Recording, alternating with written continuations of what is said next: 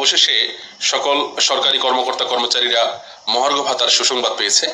আমরা জানি সরকার ইতিমধ্যে অর্থ মন্ত্রণালয় থেকে একটা খসড়া পেশ করেছে, যেখানে বলা হচ্ছে যে 1 থেকে 9ম গ্রেড পর্যন্ত 15% এবং 10 থেকে 20 গ্রেড পর্যন্ত 20% মহার্ঘ ভাতা দেওয়া হবে, অর্থাৎ বেসিকের 20% এবং বেসিকের 15%। এবং সেই সাথে এটাও বলা হচ্ছে যে গত সরকারের আমলে যে 5% প্রণোদনা দেওয়া হতো সেটাও স্থগিত করা হবে, অর্থাৎ বাতিল করা হবে।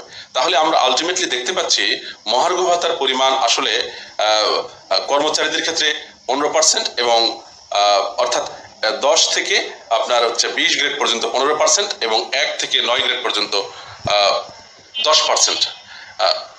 এই যে মহার্ঘ ভাতার যে রেশিও দেওয়া হয়েছে, এটা দিয়ে আমরা যখন হিসাব করি, বিশেষ করে কর্মচারীদের বেসিকের সাথে যখন এটা হিসাব করা হয়, তখন দেখা যাচ্ছে যে একজন কর্মচারী তার বেসিকের 15% মহার্ঘ ভাতা হিসাব করলে দেখা যাচ্ছে একেবারেই নিতান্তই কম, যেন পর্বতের মুশিক প্রসব, অর্থাৎ 1-1.5 হাজারের বেশি হবে না।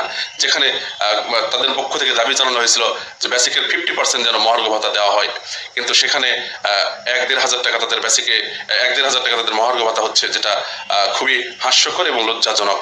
তাই আমি মনে করি এই মুহূর্তে বাজেট পেশ হওয়ার আগেই সরকারের ঊর্ধ্ব মহলে মহার্ঘ ভাতার একটা লিমিট নির্ধারণ করে দেওয়া উচিত, অর্থাৎ সর্বনিম্ন কমপক্ষে 4 থেকে 5 হাজার এবং সর্বোচ্চ 7 হাজার টাকার একটা বাইন্ডিংস দিয়ে দেওয়া উচিত।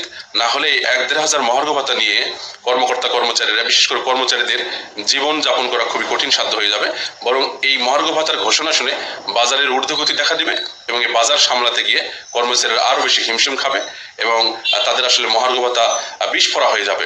তাই এই মুহূর্তে সবচেয়ে যেটা গুরুত্বপূর্ণ কাজ আমাদের নেতৃবৃন্দের, সেটা হচ্ছে সর্বনিম্ন এবং সর্বোচ্চ পরিমাণ মহার্ঘ ভাতার পরিমাণ নির্ধারণ করে দেওয়া উচিত। কমপক্ষে যেন 4 থেকে 5 হাজার এবং সর্বোচ্চ 7 হাজার কিংবা তারও কম, এরকম একটা লিমিট নির্ধারণ করে দেওয়া উচিত। না হলে সত্যিকার অর্থে মহার্ঘ ভাতার যে সুফল সেটা আমরা পাবো না। ধন্যবাদ সকলকে। আসসালামু আলাইকুম।